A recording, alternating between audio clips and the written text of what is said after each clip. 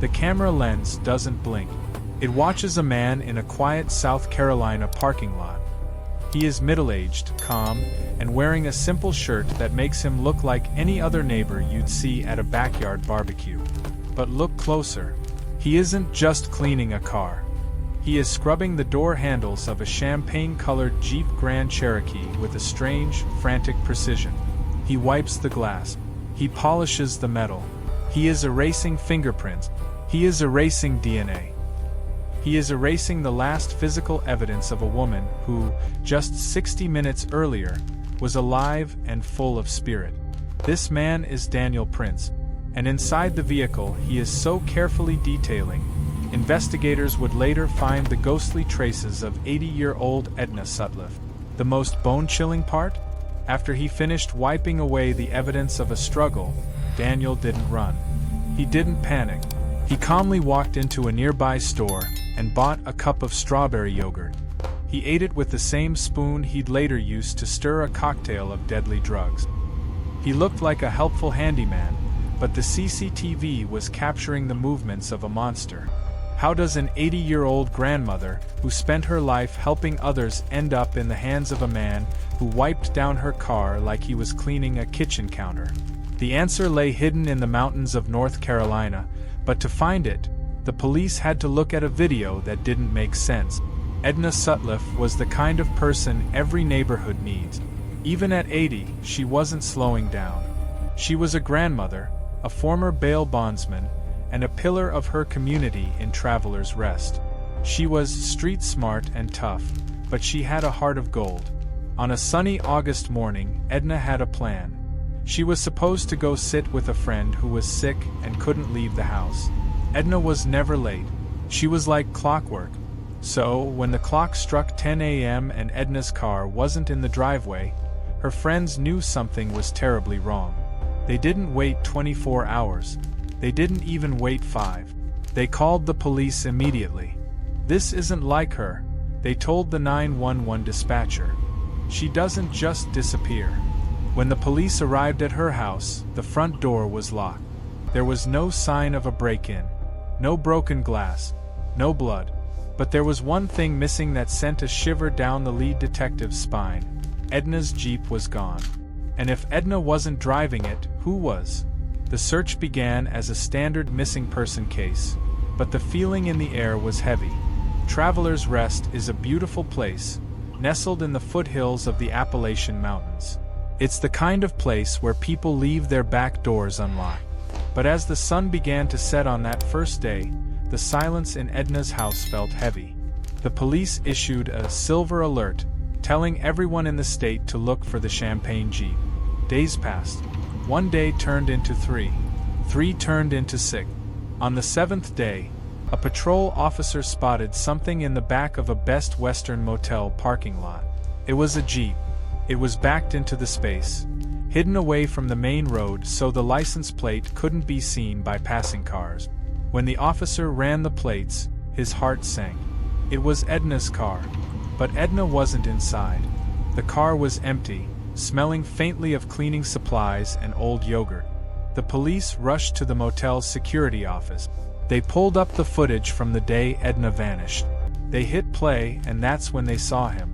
A man getting out of the driver's side. A man who wasn't Edna. A man who spent 30 minutes cleaning the car before walking away into the wood. They had a face, but they didn't have a name. They didn't know that this man was a handyman who had worked for Edna. They didn't know he had a storage unit full of secrets. But as they scrolled back further in the footage, they saw something that made the lead investigator gasp and point at the screen. Something hidden in the back seat that changed everything. The investigator's finger trembled as he pointed to the corner of the grainy monitor. In the back seat of the Jeep, just beneath the window line, something moved. It wasn't a person sitting up. It was the slow, heavy slump of something or someone unconscious. As the man they now knew as Daniel Prince finished wiping the exterior, he reached into the back and adjusted a pile of blankets. For a split second, a tuft of bright, white hair was visible. It was Edna. She was right there, feet away from the motel entrance, while people checked in and out, completely unaware that a kidnapping was unfolding in broad daylight.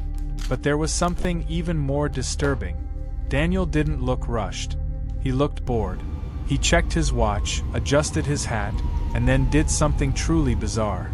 He reached into a shopping bag, pulled out a small plastic cup of strawberry yogurt, and began to eat it with a plastic spoon, staring directly at the motel's security camera with cold, empty eyes.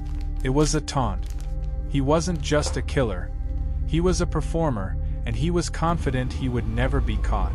The police now had a timeline, but they needed to know how this nightmare started. They began tracking the ghost, pulling video from every gas station, traffic light, and grocery store in Traveler's Rest. They found the beginning of the trail at a Food Lion supermarket at 9 a.m. on the day Edna vanished. The footage showed Daniel's own car, a white Chevy Cruze, pulling into the lot. He waited. 8 minutes later, Edna's Jeep pulled in right next to him. This wasn't a random carjacking. This was a meeting. Edna rolled down her window and smiled at him. She trusted him. He was her handyman, the man who fixed her sink and painted her porch. Daniel got out of his car, carrying a small bag. He pointed toward her passenger seat, and Edna unlocked the door. He hopped in, and the two of them drove away together in her Jeep, leaving his car behind. At that moment, Edna Sutliff thought she was just giving a friend a ride or heading to a job site. She had no idea she had just invited her executioner into the seat right next to her. As the detectives watched the footage, they noticed a detail that made their blood run cold. When Daniel got into Edna's car, he wasn't carrying tools. He was carrying a small black bag, the kind used for medical supplies. 4 hours passed where the Jeep vanished from all cameras. 4 hours of silence. Then, at 1:43 p.m., the Jeep reappeared. It was driving back toward the Food Lion, but the person behind the wheel had changed. Daniel was now driving. Edna was nowhere to be seen. He pulled the Jeep up to his own car, driver's side window to driver's side window. He looked around, making sure no one was watching. Then, he stepped out and opened his trunk. He dragged a heavy, limp shape from the Jeep and shoved it into the back of his Chevy Cruze. It was Edna. She was wrapped in a tarp, unmoving. The calculated coldness of the act was beyond belief. He then drove her Jeep to the Best Western to abandon it, wiped it down to remove his prints, and walked back to his own car to finish the job. The police finally caught their big break when they checked the Food Lion's internal record. When Daniel had bought that strawberry yogurt, he had used a store rewards card. It was the ultimate act of arrogance. He wanted to save 50 cents on a snack while he had a body in his trunk. The card was registered to a Daniel Glenn Prince with an address in Bostic, North Carolina, about 70 miles away in the deep, rugged mountains. Detectives immediately called the Rutherford County Sheriff's Office. "We're coming for him," they said. They expected a standoff. They expected a man who would fight to the death. But when a fleet of armored vehicles and heavily armed officers swarmed Daniel's mountain home, they found him sitting on his porch, sipping a glass of iced tea. He didn't run. He didn't reach for a gun. He looked at the officers and smiled. "I've been expecting you," he said calmly. But as they handcuffed him and led him away, one officer noticed something strange about the garden behind the house. There were white boxes scattered in the woods, bee boxes. And as the wind shifted, the scent coming from the furthest box wasn't honey. It was the smell of death. The deputies stood at the edge of the woods, the mountain air turning sharp and cold. The white bee box sat tucked under the heavy shade of a hemlock tree, looking perfectly innocent. But as they pried the lid open, the handyman's true face began to emerge. Inside the box, they didn't find honey. They found a graveyard of personal belongings. There was Edna's purse, her house keys, and her favorite pair of walking shoes. But tucked into the corner of the box was the most chilling item of all: the empty plastic cup of strawberry yogurt Daniel had been seen eating on the CCTV. It was covered in a sticky white powder. Forensic teams rushed the cup to the lab, and the results were terrifying. The yogurt had been spiked with a lethal cocktail of 3 different heavy-duty sedatives. Drugs designed to knock a person out in minutes. Daniel hadn't just kidnapped Edna. He had poisoned her with a special snack he prepared specifically for an 80-year-old woman who trusted him. Back at the station, Daniel sat in the interview room. He was a master manipulator. He leaned back, crossed his legs, and spoke in a soft, gentle voice. He told the detectives that Edna was his best friend. He claimed she was having family problems and that he was just helping her go into hiding. He talked for hours, spinning a web of lies about secret bank accounts and mystery trips to Florida. But the detectives weren't listening to his stories anymore. They were looking at his past. When they ran his fingerprints through the national database, the computer started chiming with red flag alerts. Daniel Prince wasn't just a handyman. He was a convicted kidnapper from Michigan who had spent 12 years in prison for snatching a woman off the street in the 90s. He had moved to North Carolina to start over, but he hadn't changed. He had just gotten better at hiding. As the sun went down, the search of Daniel's property shifted from the woods to the house. It was a modest home, but inside, the police found something that made them realize Edna wasn't the only one. Hidden in a false wall behind a bathroom mirror, they found a collection of trophies. There were driver's licenses, social security cards, and passports for several different women. One name jumped out: Nancy Rigo. Nancy was a 66-year-old widow from Charlotte who had been reported missing 4 years earlier. Her family thought she had moved away to start a new life, because they had been receiving occasional text messages from her phone. But as the detectives held Nancy's passport in their hands, they realized the horrifying truth. Nancy hadn't moved away. Daniel had been living as her for years, sending fake texts to her family while he drained her bank accounts and lived in a house paid for by her social security check. The tension in the precinct was at a breaking point. They had the evidence of the theft, they had the drugged yogurt, and they had the kidnapping on tape. But they still didn't have Edna. They brought Daniel back into the room and showed him the photos of the bebop. They showed him the yogurt cup. Daniel's calm mask finally cracked. His eyes turned dark and his voice dropped an octave. "You think you're so smart," he whispered. "But you're looking in the wrong places. You're looking for a person, but you should be looking for a shadow." He then leaned forward and told them he would lead them to Edna, but only if they promised him one thing. He wanted to see his wife one last time. The detectives agreed, hoping for a confession. But when Daniel was led to the visitor's room, he didn't apologize. He leaned into the glass and whispered a sentence to his wife that made the guards grab their holsters. The air in the visitor's room was thick with tension. Daniel's wife, trembling and pale, sat on the other side of the glass. The detectives watched through the monitors, their breath held. Daniel leaned in close, his lips barely moving. Instead of a tearful goodbye or a confession of regret, he stared her dead in the eyes and whispered, "The garden is thirsty, honey. Don't forget to water the deepest part." The guards immediately pulled him back, but the damage was done. It wasn't a message of love. It was a coded instruction. The police scrambled. They realized that Daniel wasn't just a kidnapper. He was a gardener of secrets. They rushed back to the mountain property with ground-penetrating radar and a team of cadaver dogs. They weren't just looking for Edna anymore. They were looking for a graveyard. As the radar scanned the earth, the screen began to light up with anomalies. Beneath the beautiful flower beds and the neatly trimmed lawn, there were shapes. Objects that shouldn't be there. The team began to dig, and what they unearthed was a catalog of a serial predator's life.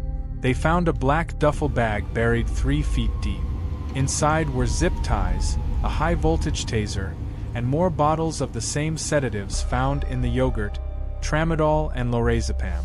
But then, the dogs alerted on a patch of woods near the property line, far away from the thirsty garden. This was a place where the mountain soil was rocky and hard. As the investigators cleared away the brush, they found a makeshift grave. It wasn't Edna. It was the remains of Nancy Rigo, the woman whose life Daniel had been borrowing for 4 years. He hadn't just killed her, he had replaced her. The discovery of Nancy sent the investigation into a tailspin. This was no longer a local missing person case. This was a hunt for a serial killer. The FBI was called in. They began looking into every natural death of an elderly person Daniel had worked for as a handyman.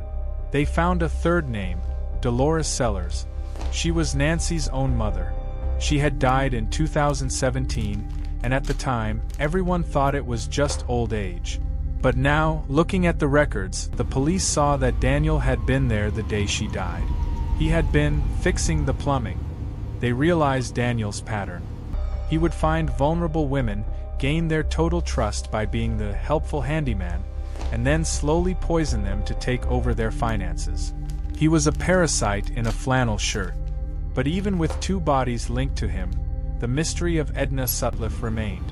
The CCTV had shown him driving away with her, but her body wasn't on his property. The detectives went back into the interrogation room for a third time. This time, they didn't play nice. They threw the photos of Nancy's remains on the table. They told him he was going to the death house. Daniel's arrogance finally turned into a cold, calculated bargain. He looked at the lead detective and smiled a crooked smile. Nancy was a mistake, he said, his voice as smooth as silk. But Edna was a masterpiece. I'll show you where she is, but I want a deal. No death penalty. I want a window in my cell, and I want my favorite books. The detectives looked at each other, disgusted, but they needed to bring Edna home. They signed the deal. Daniel grabbed a map, circled a remote spot in the North Carolina mountains, and said, "She's waiting for the sun to come up." But when the police reached the location, they didn't just find Edna. They found evidence of a 4th victim that no one, not even the FBI, knew existed. The police climbed the steep, rocky terrain of the North Carolina mountains, guided by the coordinates Daniel Prince had circled on the map. It was a place where the trees grew so thick the sun barely touched the ground. They reached a small clearing near a ravine, and that's where they found her. Edna Sutliff was buried beneath a shallow layer of mountain stone, still wearing the same clothes she had on in the CCTV footage from the Food Lion. The handyman had finished his masterpiece by hiding her in the one place he thought no one would ever look. But as the forensics team carefully moved the earth around Edna, a shovel struck something hard just 3 feet to the left. It was a second set of remains. This wasn't Edna, and it wasn't Nancy. It was a woman named Lee Goodman, a traveler from Florida who had vanished months earlier. Daniel hadn't even mentioned her name. He was a collector of lives, and his mountain property was a map of human loss. The evidence was now undeniable. Daniel Prince wasn't just a killer. He was a predator who hunted the most vulnerable members of society, the elderly and the lonely. The helpful handyman had used his skills to build traps instead of homes. In his final interview, with the plea deal signed and the death penalty off the table, he became boastful. He described how he would spend weeks scouting his victims, learning their schedules, and finding out who would miss them if they were gone. He confessed that he didn't just want their money. He wanted the power of knowing he was the last thing they would ever see. He admitted to using the yogurt method because it was quiet. It was clean. He talked about Edna as if she were a project he had finished, showing zero remorse for the woman who had once called him a friend and given him a job. The trial was short because the evidence was overwhelming. The CCTV footage of him wiping down the Jeep, the drugged yogurt cup in the B-box, and the bodies in the mountains left no room for doubt. The families of Edna, Nancy, and Lee sat in the front row, holding hands and weeping as the details of Daniel's double life were read aloud. Daniel sat there throughout the entire process with the same calm, bored expression he had in the motel parking lot. When the judge finally spoke, the room went silent. Daniel Prince was sentenced to life in prison without the possibility of parole. He was sent to a maximum security prison in West Virginia, a place known as Misery Mountain. It was a fitting end for a man who had used the mountains to hide his darkest sins. He would spend the rest of his life behind bars, but the scars he left on the community of travelers' rest would never fully heal. Today, the champagne-colored Jeep is gone, and the motel parking lot looks just like any other. But people in the area don't look at Handyman the same way anymore. The case of Daniel Prince serves as a terrifying reminder that evil doesn't always wear a mask. Sometimes it wears a tool belt and offers to fix your porch. Investigators still wonder if there are more B-boxes hidden in the woods of other states where Daniel lived. They look at cold cases of missing elderly women and see his shadow everywhere. The story of Edna Sutliff ended in tragedy, but her legacy was the courage of her friends who didn't wait to call the police. Because they acted fast, a serial predator was stopped before he could find his next project. Daniel Prince thought he had erased the evidence, but he forgot one thing: the camera was always watching. Now that the mystery of the helpful handyman has been unraveled, the question remains for all of us: how well do we really know the people we let into our homes? Daniel Prince lived as a neighbor for years while hiding a graveyard in his backyard.